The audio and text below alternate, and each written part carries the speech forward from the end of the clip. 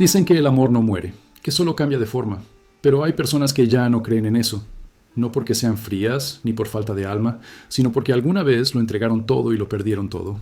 Su corazón no está vacío, está en ruinas, y en esas ruinas habita una desconfianza silenciosa, un cansancio que no se cura con abrazos ni promesas. Es un tipo de dolor que no grita, observa, aprende, y decide no exponerse jamás del mismo modo. Así empieza el exilio emocional. No siempre hubo oscuridad. Estas personas alguna vez creyeron con la inocencia del primer fuego, amaron como se ama antes de conocer el precio del amor, sin estrategia, sin cálculo, sin miedo. Y ese amor fue su templo. Pero cuando el templo cayó, el alma quedó sepultada bajo sus propias esperanzas. No es que ya no quieran amar, es que no pueden confiar en que el amor no sea una trampa. La psicología lo llama mecanismo de autoprotección, pero en realidad es un juramento hecho entre los escombros, nunca más. Los neurocientíficos han descubierto que el cerebro que sufre una traición amorosa reacciona igual que ante una herida física. Las mismas áreas se activan: dolor, defensa, memoria. El cuerpo recuerda. Y como cualquier organismo que aprende del daño, desarrolla anticuerpos emocionales. Son invisibles, pero letales. Bloquean el impulso de entregarse. Distorsionan la percepción del otro. Transforman la ternura en sospecha. No por maldad, sino por supervivencia. Jung decía que el alma humana, cuando ha sido herida, tiende a construir muros alrededor de su herida. Y luego se enamora de esos muros. Los llama complejos protectores. Son como fortalezas internas que prometen seguridad, pero cobran un precio: el aislamiento. La persona ya no siente el peligro, pero tampoco la vida. Vive detrás de sus propias defensas, observando el mundo como si fuera un teatro que ya no le pertenece. Y aunque el silencio parece paz, en realidad es miedo disfrazado. En las tradiciones antiguas, los sabios decían que el amor y el miedo son fuegos opuestos dentro del mismo corazón. Cuando uno crece, el otro se apaga. Por eso, quien ha sido herido por amor suele volverse sacerdote del miedo. Reza a la prudencia, adora la distancia, venera la soledad. No porque no quiera sentir, sino porque teme arder de nuevo. En el budismo se dice que quien toca el fuego y se quema no vuelve a encender una lámpara sin temblar. Pero el problema no es la llama, sino la falta de confianza en su propia piel. La psicología moderna ha identificado un patrón. Las personas que han sufrido desilusiones intensas tienden a reinterpretar toda relación futura bajo la lente del trauma. Lo llaman sesgo de confirmación afectiva. El cerebro busca pruebas de que el amor volverá a doler. Y claro, las encuentra. Todo gesto, toda demora, toda palabra ambigua se convierte en amenaza. El amor deja de ser espacio de expansión y se transforma en campo minado. Pero el alma herida no se rinde del todo.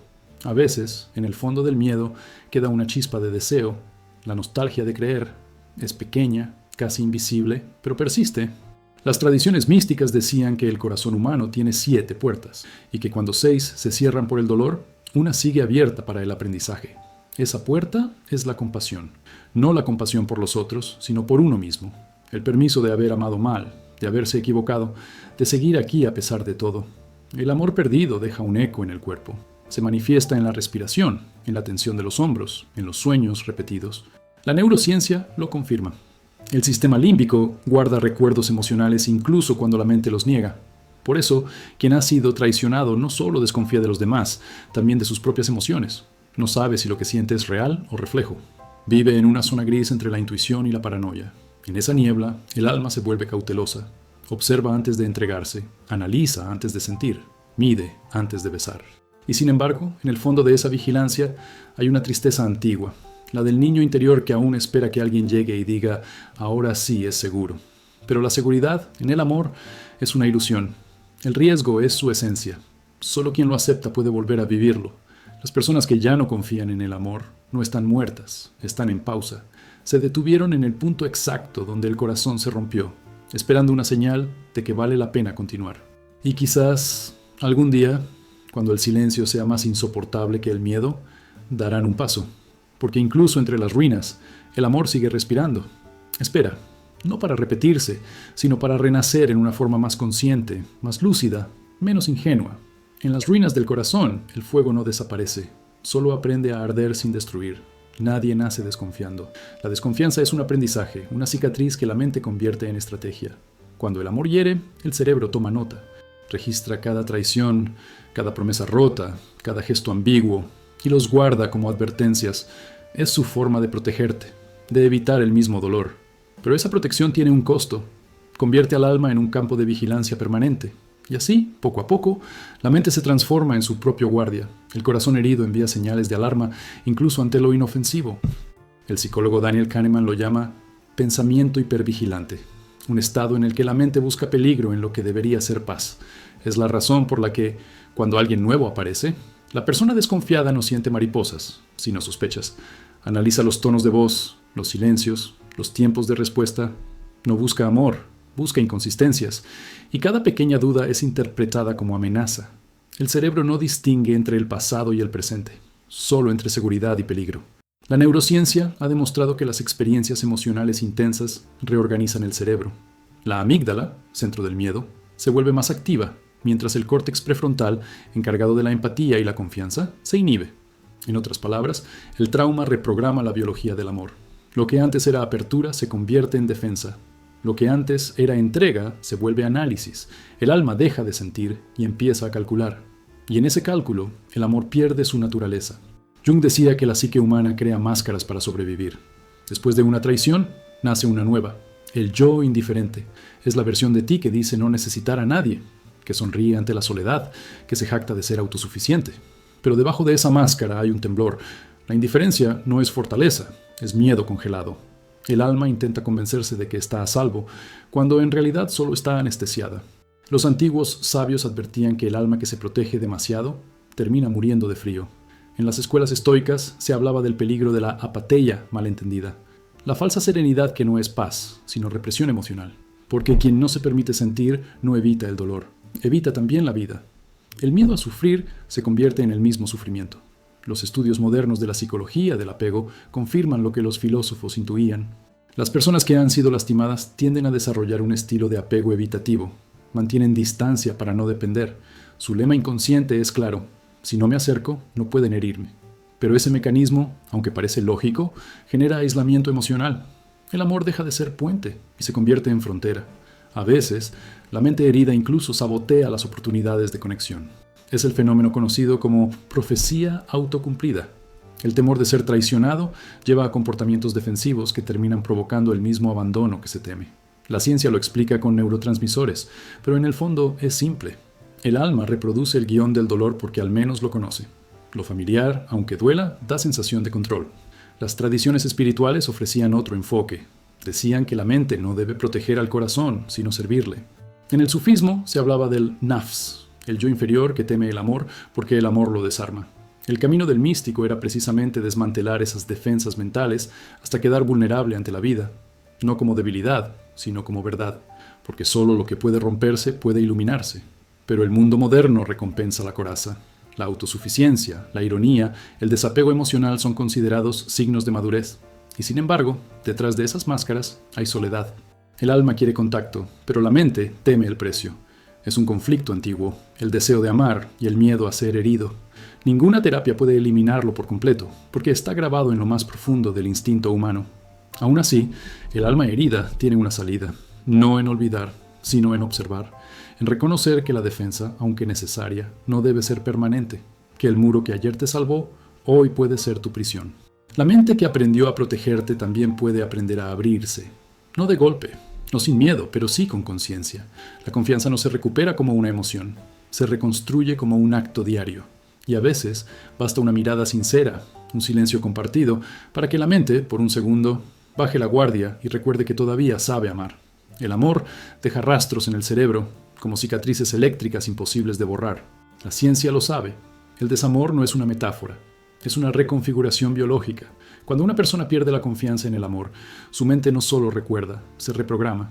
Estudios de la Universidad de Harvard demostraron que una ruptura activa las mismas zonas neuronales que un síndrome de abstinencia. El cerebro, literalmente, se comporta como si hubiera perdido una droga vital. Y lo era. El amor, químicamente, es una adicción sublime. Dopamina, oxitocina, serotonina. Cuando desaparece, el sistema entero entra en colapso. Por eso, quien ha amado intensamente y ha sido traicionado no solo sufre emocionalmente, atraviesa un proceso neuroquímico de desintoxicación. El cuerpo duele, el apetito cambia, el sueño se distorsiona. Los recuerdos aparecen como destellos que el cerebro no logra apagar.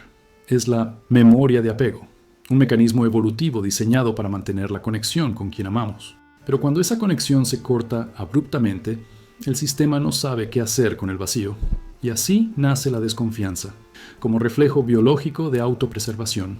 La neuropsicología moderna ha descrito algo inquietante. Cuando se rompe un vínculo profundo, la amígdala cerebral, el centro del miedo, se asocia con el hipocampo, la memoria, creando un patrón que asocia amor con amenaza. Cada vez que una nueva persona se acerca, el cerebro recuerda el peligro. No lo hace con palabras, sino con sensaciones. Un nudo en el pecho, una ansiedad inexplicable, una intuición de que algo saldrá mal. Es el cuerpo, no la razón, el que desconfía. Jung lo explicaría de otro modo. Diría que el alma, al ser herida, crea un complejo afectivo que actúa por sí solo, una subpersonalidad que se activa cada vez que el amor toca la puerta. Y ese complejo, temeroso y sabio a su manera, susurra: no lo hagas, recuerda lo que pasó. Así, la mente se convierte en guardiana del corazón, pero una guardiana demasiado estricta. Protege tanto que termina asfixiando la posibilidad de amar de nuevo. Las tradiciones antiguas comprendían este mecanismo, aunque sin términos científicos. En el taoísmo se decía que cuando el corazón sufre una ruptura, el chi, la energía vital, se retira del centro del pecho. Por eso la gente siente vacío literal. Los médicos chinos lo llamaban síndrome del corazón hueco. Recomendaban meditar con las manos sobre el pecho, no para sanar rápido, sino para recordarle al cuerpo que todavía hay calor ahí dentro. La ciencia moderna confirmaría siglos después que el simple acto de colocar la mano sobre el corazón activa el nervio vago y reduce el estrés. A veces, la sabiduría ancestral y la biología solo usan lenguajes distintos para decir lo mismo. El desamor, visto desde la neurociencia, es un intento desesperado del cerebro por restaurar el equilibrio perdido. Pero el alma no busca equilibrio, busca sentido. Por eso, aunque la química se estabilice, la herida sigue abierta. Los terapeutas cognitivos lo saben. Una persona puede superar racionalmente una ruptura y, sin embargo, seguir incapaz de confiar. Porque la confianza no habita en el pensamiento, sino en la memoria corporal. Es el cuerpo el que debe olvidar, no la mente. Los estudios sobre trauma relacional muestran que cada engaño o abandono deja una huella emocional en el sistema nervioso. Son rutas neuronales que se activan ante cualquier señal de riesgo. La mente racional puede decir: esto es diferente, pero el cuerpo no lo cree. La psique humana no distingue entre pasado y presente cuando se trata de sobrevivir. Por eso, las personas desconfiadas viven en un estado de alerta permanente. Aman con la mente encendida y el corazón en pausa. Sin embargo, hay algo que la ciencia todavía no logra explicar del todo. El alma parece tener su propia lógica. Aunque la neuroquímica busque protegernos del dolor, una parte más profunda de nosotros insiste en volver a intentarlo. Esa insistencia, ese deseo que sobrevive a la razón, es el misterio del amor. Freud lo llamó pulsión de vida. Los griegos lo nombraron eros. Y los místicos lo consideraron una forma de inteligencia divina. Es el impulso que empuja al alma, una y otra vez, a abrirse incluso después de haber sido rota. Tal vez la psicología y la espiritualidad coinciden en esto, que el amor no es una emoción, sino un instinto de trascendencia. Por eso, aunque el cerebro quiera protegerse, el alma no se rinde. No busca repetir el pasado, sino entenderlo. No quiere olvidar lo que dolió, sino darle significado. La neurociencia puede describir el proceso, pero solo la conciencia puede sanarlo. Y ahí está el punto donde la ciencia se detiene y el misterio comienza. Porque el corazón humano, aún después de haber sido traicionado, guarda una memoria más profunda que el miedo.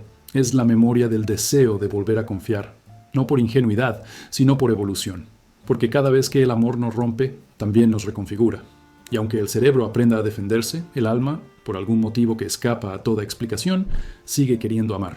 Antes de que existiera la psicología, los antiguos ya hablaban del corazón como un campo de batalla entre el amor y el miedo. No lo estudiaban con microscopios, lo observaban en el alma. Decían que cada persona, al amar, despierta fuerzas invisibles que pueden elevarla o destruirla. Los griegos lo comprendieron con crueldad poética. Afrodita ofrecía la pasión, pero también el dolor. Nadie podía recibir uno sin el otro. Por eso, en sus templos, los sacerdotes decían una advertencia antes de cada unión: que el fuego que te une no sea el que te consuma. Los mitos están llenos de advertencias sobre la pérdida de la fe en el amor. Orfeo, que descendió al inframundo para recuperar a Eurídice, fue condenado por mirar atrás. No confió. Su duda fue su castigo. En ese gesto humano, mirar por miedo, nació la tragedia del amor desconfiado. Los dioses no lo castigaron por amar, sino por no creer. Esa historia se repite en cada corazón que teme entregar de nuevo su mirada. El amor sin confianza se convierte en infierno privado. En la India antigua, los textos del Kama Sutra no eran solo sobre placer, sino sobre energía. Enseñaban que amar con miedo bloquea el flujo vital. El alma se retrae. El cuerpo puede tocar, pero no conectar. Los tántricos decían que la verdadera unión ocurre solo cuando ambos se entregan sin reservas, y que si uno se protege, la energía del otro se marchita. En otras palabras, la confianza no es sentimental, es espiritual, un intercambio de almas. Los egipcios, por su parte, creían que el corazón era pesado no por el pecado, sino por la decepción. En el juicio del alma, Anubis lo pesaba frente a una pluma. Si el corazón había amado y perdonado, flotaba. Si se había endurecido, se hundía. El infierno egipcio no era fuego, era peso, la incapacidad de elevarse. Tal vez el amor que ya no confía vive en ese mismo peso invisible, en esa densidad que hace imposible volver a sentir liviandad. Los cristianos hablaron de la caridad como forma divina del amor, pero con el tiempo olvidaron que su raíz es vulnerabilidad. Amarás a tu prójimo como a ti mismo, decían las Escrituras, pero pocos recuerdan la segunda mitad. No puedes amar al otro si te odias a ti. La desconfianza nace cuando el alma deja de creer en su propio valor, y el que no se siente digno del amor no puede confiar en que alguien lo ame de verdad. Los alquimistas veían en el amor una fuerza de transformación. Lo llamaban coniunctio, la unión de los opuestos. Sabían que el amor verdadero destruye primero el ego antes de revelar el alma. Por eso, quien ha amado de verdad y ha caído no es débil, ha pasado por el fuego alquímico, ha conocido la muerte simbólica. El problema es que muchos quedan atrapados en esa fase, incapaces de renacer. Los antiguos dirían que se detuvieron a mitad del rito. La psicología moderna lo llamaría trauma no integrado, pero el efecto es el mismo. El alma queda suspendida entre el deseo y el miedo. En los textos budistas se enseña que el apego es el origen del sufrimiento. Sin embargo, también advierten, sin apego no hay compasión. La clave no está en cerrar el corazón, sino en mantenerlo abierto sin aferrarse. Quien cierra su corazón para no sufrir deja de sentir, pero también de evolucionar. En cambio, quien lo mantiene abierto, aún sabiendo el riesgo, alcanza la sabiduría del vacío. Amar sin poseer, confiar sin exigir, dejar fluir sin miedo a perder. Los antiguos sabían que el amor no es promesa, sino práctica espiritual. Por eso sus rituales incluían fuego, agua, silencio, elementos que purificaban. En la Grecia helenística se decía que el amor verdadero debía morir 3 veces, como deseo, como ilusión y como orgullo. Solo entonces nacía el amor sabio, ese que no pide eternidad, sino presencia.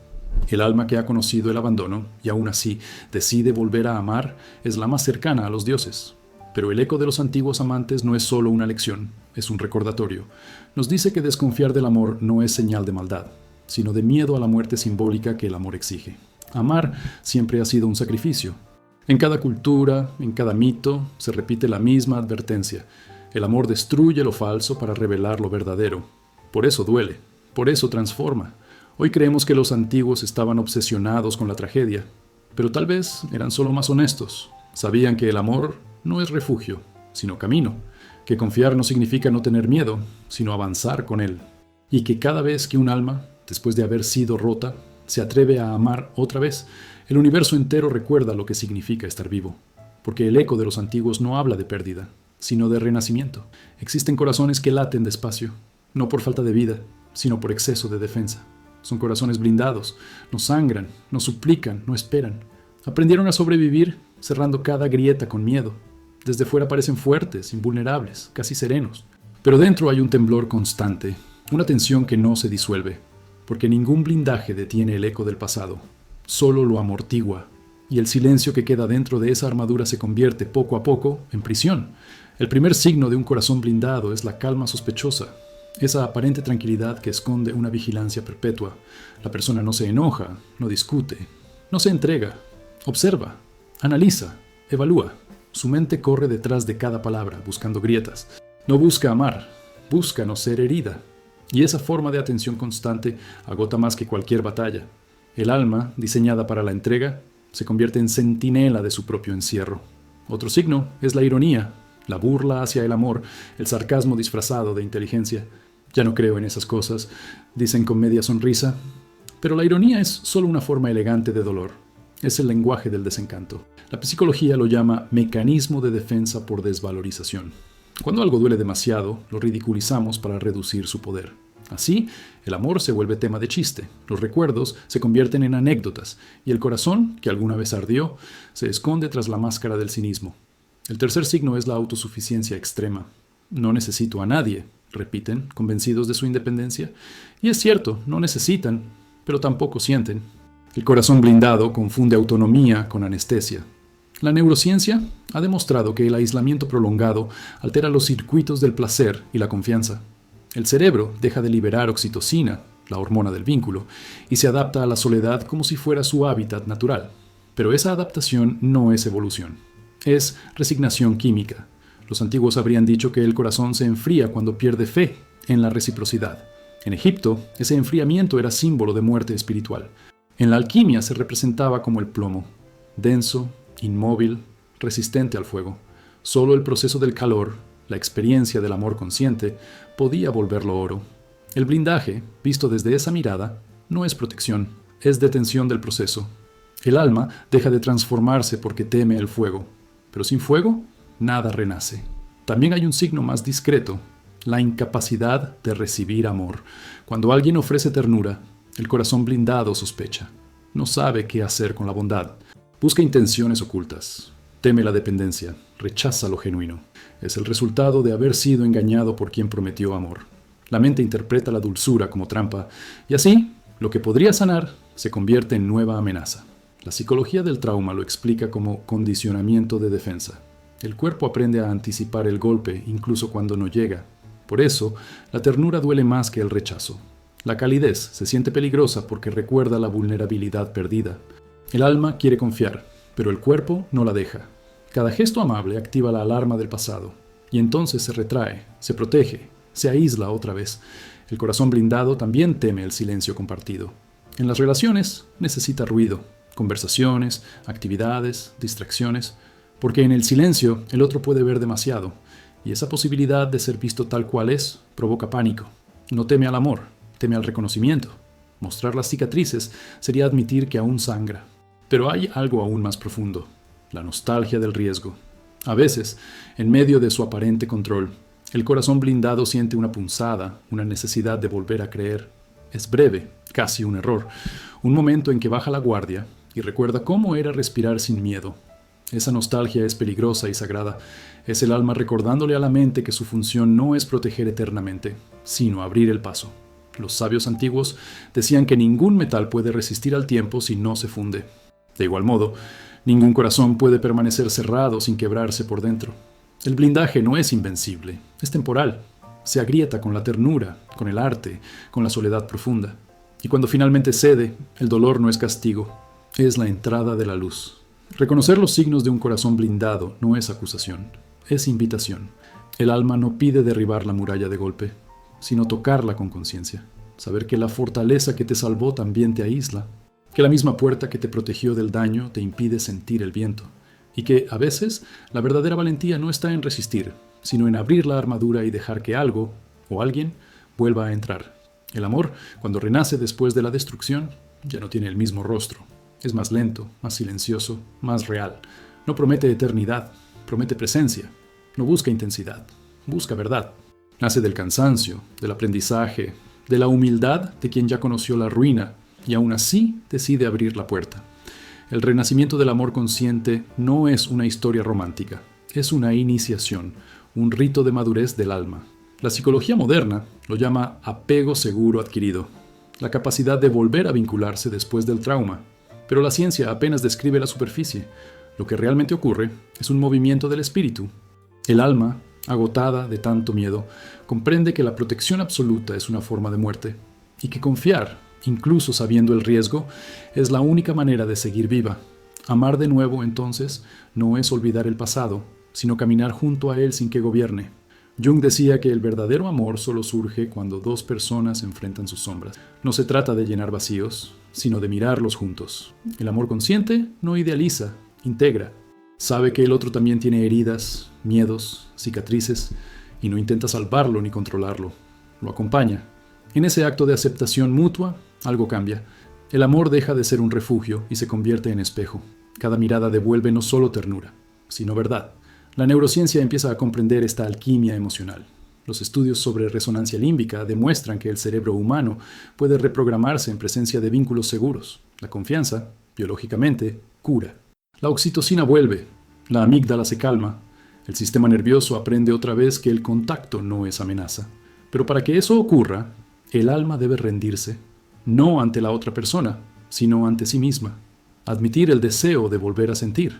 Ese es el primer acto de valentía. Las tradiciones antiguas lo sabían. En el hinduismo se decía que el amor verdadero nace cuando el ego muere. En el sufismo, Rumi escribió: el amor es el puente entre tú y todo.